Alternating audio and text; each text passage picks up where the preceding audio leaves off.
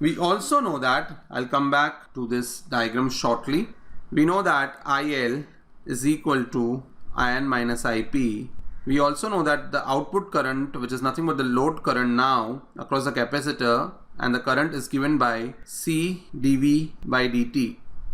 If you see the diagram, this is C out, so I'll have to replace C as C out, and I'm presuming that at initial time equal to 0, my initial voltage across the capacitor was equal to V1.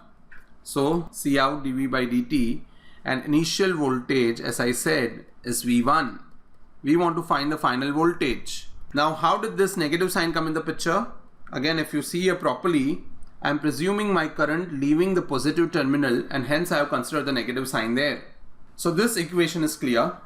Now we need to just integrate this equation. Let's quickly do that. So my initial voltage was V1. I want to find the voltage at time equal to t.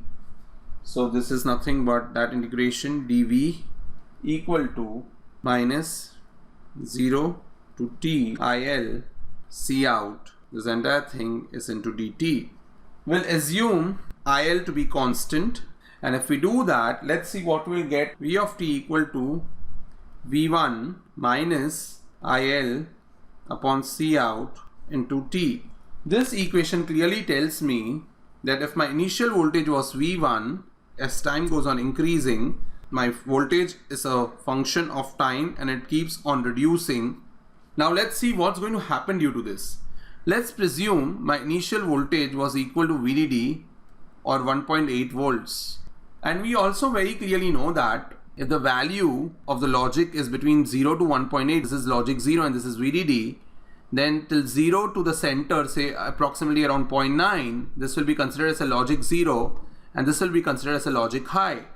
So what's happening is, in this case, if this was 1.8, this is going down, going down, going down. At one point of time, till here, it will be interpreted as logic high.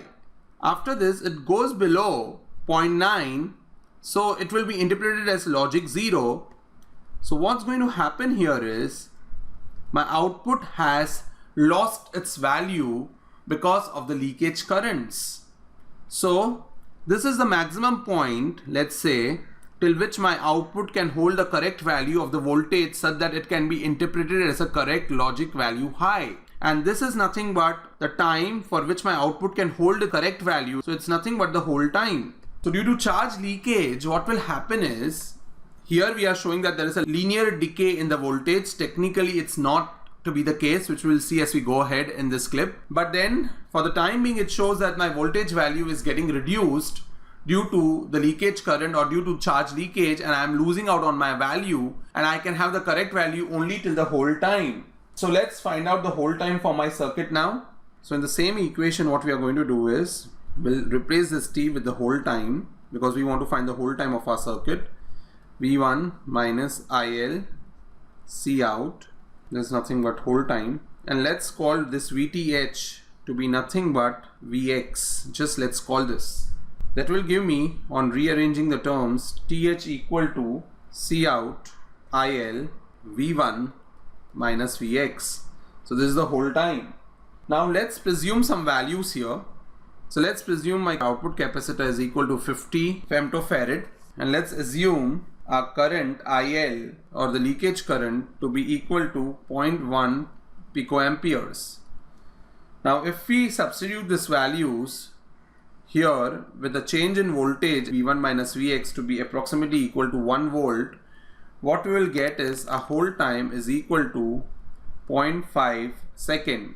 Now this is a good enough whole time, or this is quite a huge whole time, because in submicron devices this seems to be a time like infinity.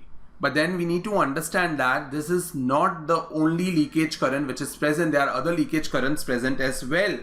So let's quickly go ahead and see what are the other leakage currents. Before we go ahead and do that, my question is, what if my initial value V1 was not equal to VDD but was equal to 0? Then at that point of time, what would have happened is, if you go back to this circuit, this was 0 initially, and what will happen is, because of the leakage currents now, this will keep on charging. So there will be a charging which will happen. and due to which the voltage will rise, and at one point of time the zero value is also lost. We can prove this similarly to the way we have done here, but currently it's fine if you have understood the concept with a logic value high getting degraded. So let's see the other leakage currents which are present.